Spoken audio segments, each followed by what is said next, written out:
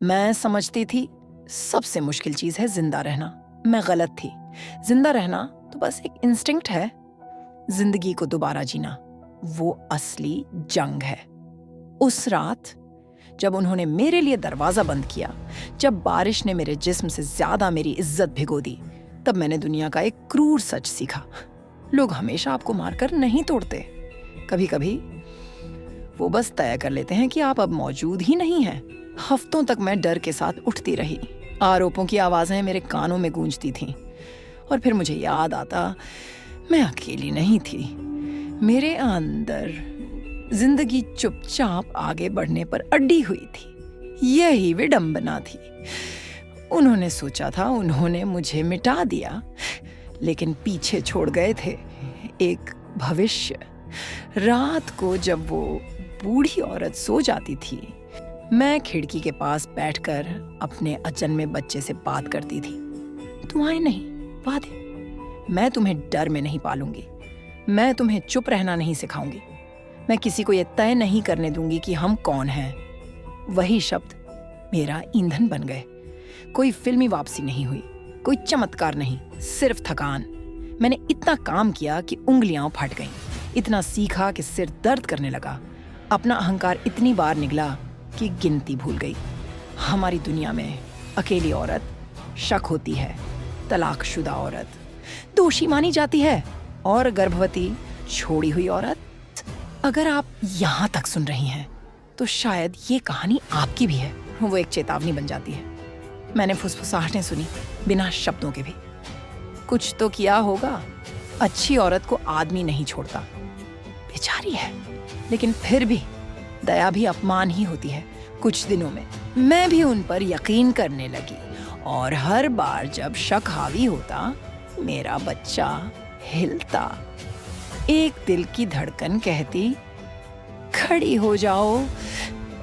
बदलाव शोर से नहीं आया, वो रोजमर्रा की तरह आया। एक दोपहर एक औरत मेरी छोटी सी वर्कशॉप में आई, कपड़े को छुआ और पूछा, ये किसने बनाया? मैंने कहा, बिना उम्मीद के। वो मुस्कुराई। ये काम किसी के जिंदा रहने की कोशिश जैसा नहीं है, उसने कहा।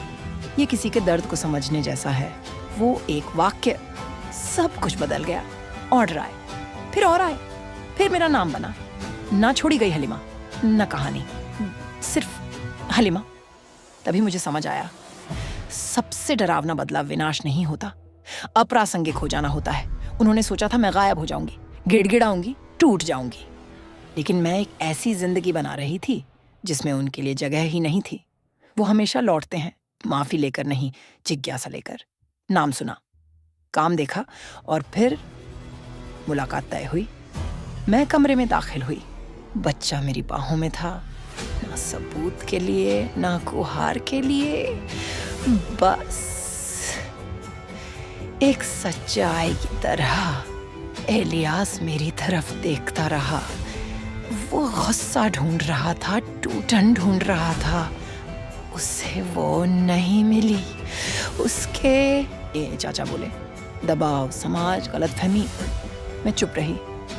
खामोशी का वजन होता है जब आप उसे इस्तेमाल करना जानते हैं। फिर मैंने कहा, तुमने मुझे नहीं तोड़ा, तुमने खुद को उजागर किया। बस, कोई चीख नहीं, कोई आंसू नहीं। उनकी सजा मेरा गुस्सा नहीं थी, मेरी शांति थी।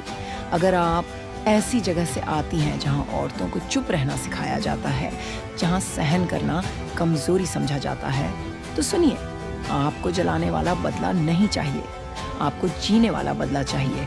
इतना पूरा बन जाइए कि जिन्होंने आपको चोट दी, उन्हें अपना असर ही याद न रहे। यही इंसाफ है, यही जीत है, और यही मेरी कहानी का आगे का रास्ता है। अगर ये कहानी आपकी है तो आप अकेली नहीं हैं। कमेंट में बस एक शब्द लिखिए, खड़ी हूं।